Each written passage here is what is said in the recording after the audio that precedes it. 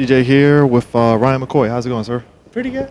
Cool. So, what does your job entail as a supervisor? Like, what exactly do you do? Okay, so previs and postvis is primarily what we do. So we either get a script or a beat sheet or just kind of this is what we want for the sequence, or sometimes we'll get boards, and our job is to take that and try to create a mini like CG production out of it, so that you can really prototype what the action sequence is going to be before they go out and shoot it.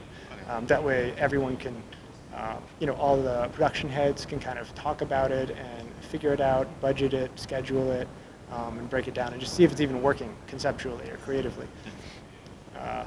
And then once they're happy with the previs, then often we'll go through and tech visit. So we'll break down the shots and figure out what camera equipment or what we might need to use in order for them to achieve that on set.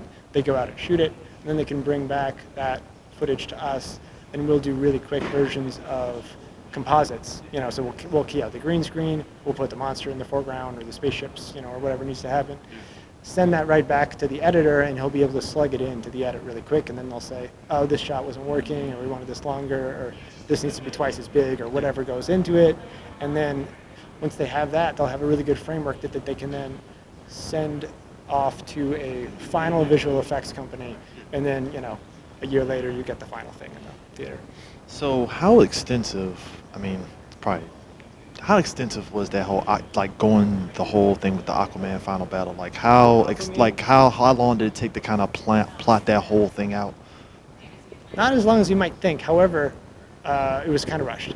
The main thing was production schedule was accelerated, and they had a previous sequence that they had started, but they didn't really have it properly fleshed out, and they needed more help. So they called us in, and they gave us the sequence, and they're like, "Hey, here it is.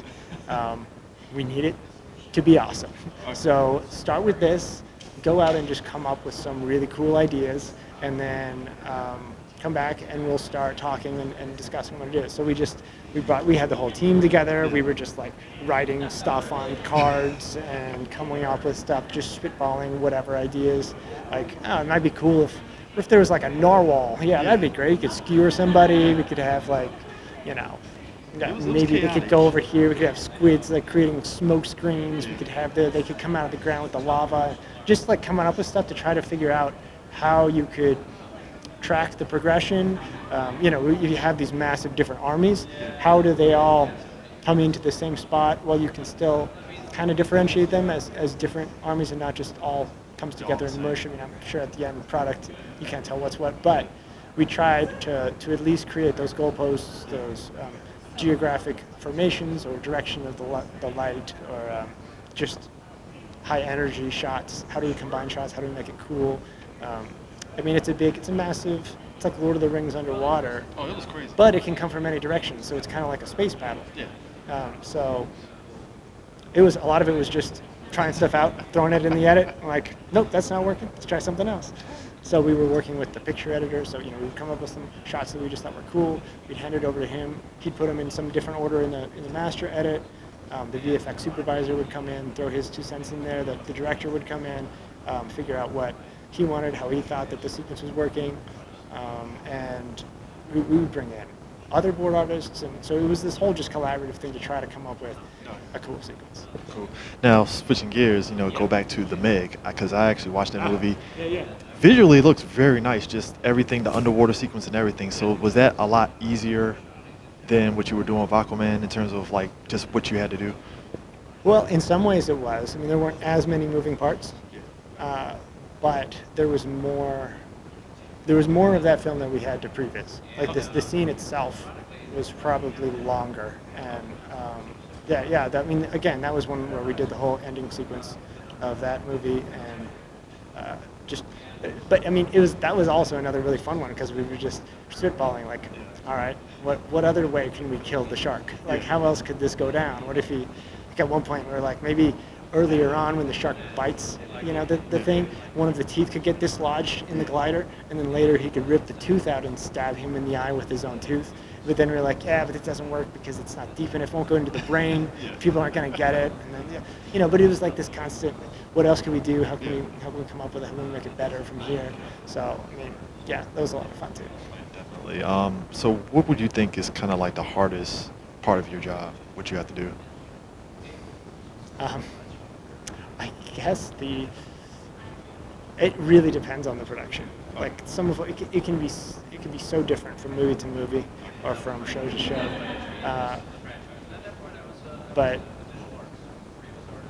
I don't know. Knowing when to quit, I guess. Oh, okay. Yeah, that makes sense. That makes sense. So you also helped out with Pacific Rim Uprising. Uh-huh. How was that plotted out? Because I watched that movie. It felt like legit like anime movie across the board, and I love it for that stuff. So was it fun just plotting out all the sequences out for that film? Yeah, we worked on a few of the sequences. We didn't do all of them, but we definitely did the ending. We did both versions of the ending. Because I mean, a lot of these movies you'll have some rewrites or redesigns at the end. So often you'll have a whole previous section that just for a concept that they screen and then ultimately gets dropped and then they recreate it again into something better. That whole thing was it was a lot of fun. That one was also right up to the line. Like we were making stuff because we were handing them off to finals. We were going to take a long time to finish it, but they have hard deadlines that they need before they start their thing. So we were trying to finish the previs. Like every week, the VFX supervisor would have to come by and just say, all right, that shot's now locked, this shot's locked, and that shot. We're going to send those over, and so we could only touch the shots that are around it to try to make it work. But it worked out really well. I was happy with that. I mean, it was tight, but we were able to get it through. Well, you have a good day. I appreciate you Great, really coming you too. out for us. Yeah, thanks so much.